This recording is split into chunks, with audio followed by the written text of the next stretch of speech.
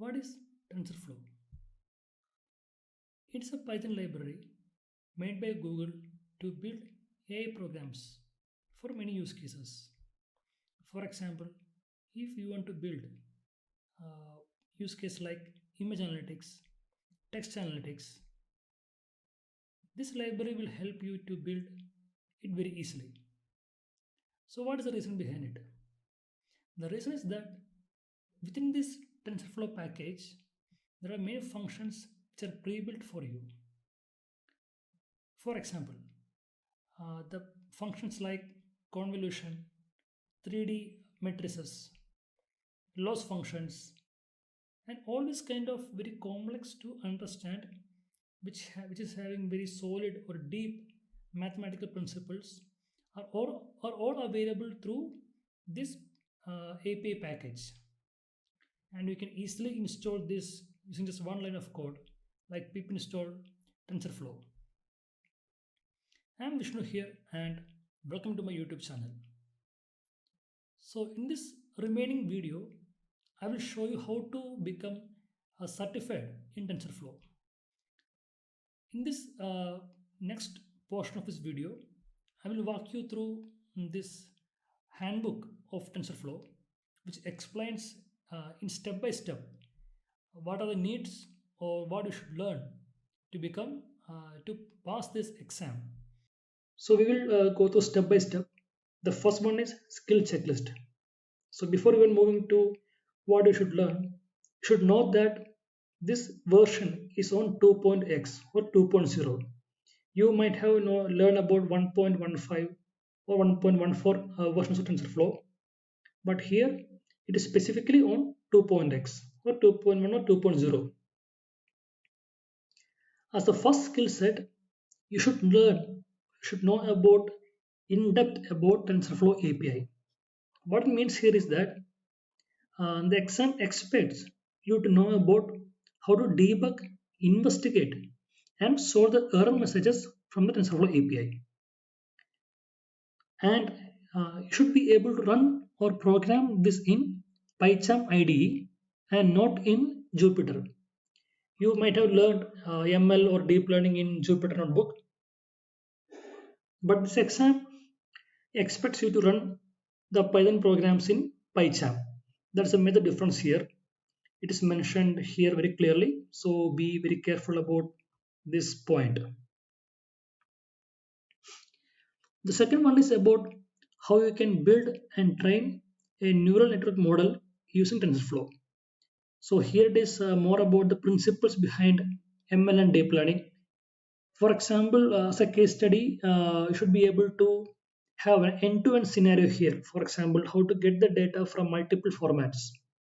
For example, from JSON file or CSV file, then get the data to your local machine and then build a model using different algorithms, and how you can predict the results out of it.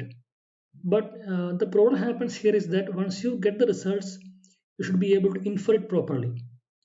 That's where the exam expects you to learn about how to plot the loss and accuracy of this model and how to prevent overfitting. So these strategies also should be learned thoroughly before appearing in the exam. Not only about how to build the model, but you should understand how to infer the model. That's the main point here.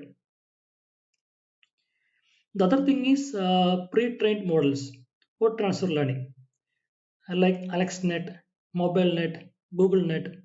Understanding these things will help you to save a lot of time in building the model. That's where transfer learning helps you. That is more about the first thing. The third one is about image classification. So it is being specific, like CNN or convolution models, and about polling layers. So you should learn about max polling, average polling, and also about ReLU or activation layers, and how you can build deep learning using multiple stacking the different layers on top of it. So this image models should be built on real world data sets, where of course there will be overfitting, so you can use image augmentation to prevent it. So this is again the foundation principles to build any deep learning or ML models. So that's the third thing. The fourth thing is NLP or natural language processing. Here you are expected two things in particular. The first thing is how you can classify a text to multi-class or binary class. This being explained here.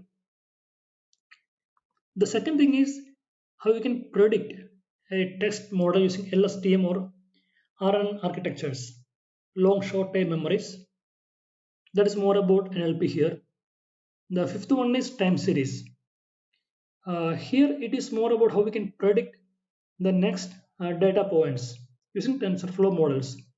In specific about forecasting, you might have learned about moving average or many functions in time series prediction. But here it is about TensorFlow, how you can use TensorFlow for time series forecasting. So, like I mentioned before, the exam should be run in PyCharm IDE and not in Jupyter. Should be very clear about that part because PyCharm is a very different exam setup compared to Jupyter. So many of you have learned AI in Jupyter notebooks, but here it is about PyCharm. The exam is for 5 hours. This is very specific here. Once 5 hours is completed, it will be auto submitted. So be very time specific when you attend the exam.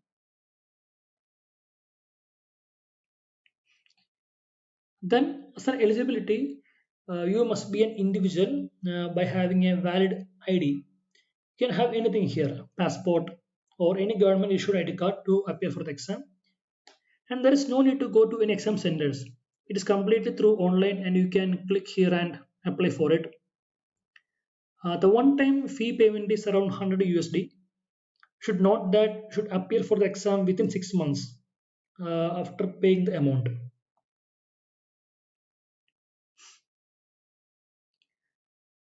This is a one-time payment option because if you fail the exam, you should again pay the same amount of money, and you can retake it after 14 days only.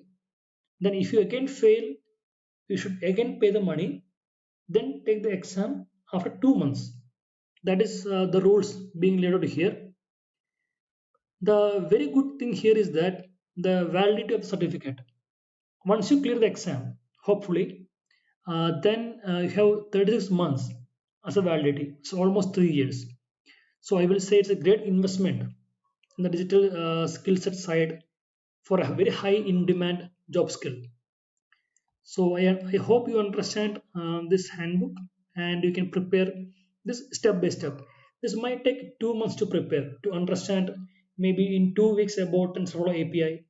Then in each week you can learn about image classification, text analytics, or time series. The whole thing should be learned in PyCharm IDE. That's a key point here. And never forget about this TensorFlow 2.x version.